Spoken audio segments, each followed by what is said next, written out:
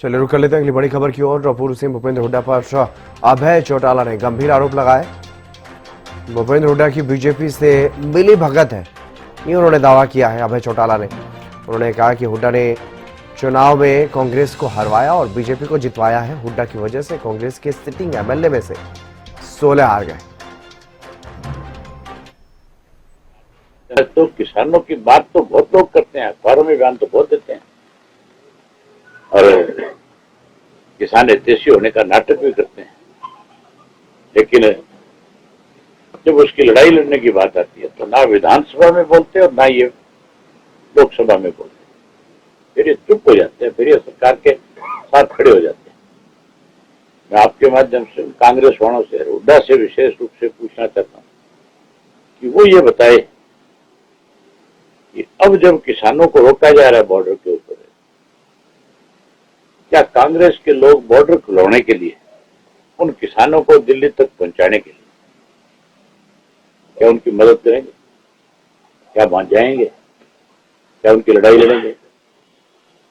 इसके ऊपर कांग्रेस को अपना स्पष्ट करना चाहिए कि वो कहां खड़ा है, किसके साथ है। इसकी हरदर्मी हुड्डा की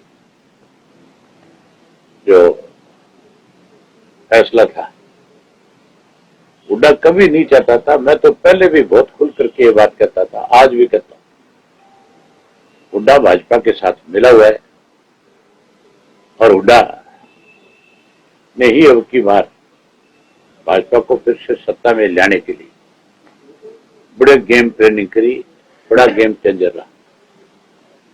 अब तो बावरिया की स्टेटमेंट आने के बाद तो स्पष्ट हो गया, कहां तो हुड्डा जो है उदयभान के माध्यम से टोटल का टोटल ब्लेम जो है ईवीएम पे लगा रहा था। टोटल का टोटल ब्लेम जो है कोई इस बात का लगा रहा था कि सरकार ने ईवीएम के माध्यम से हमें चुनाव हराया है। लेकिन अब बावरिया की स्टेटमेंट के बाद तो स्पष्ट हो गया कि हुड्डा ने ही स्वयं इसको भाजपा को जिताया, कांग्रेस को हराया है।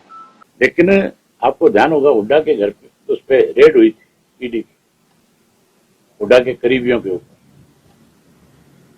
और हुड्डा को ये मैसेज दिया गया था कि अब हम तेरे को पकड़ के अंदर ठोकेंगे।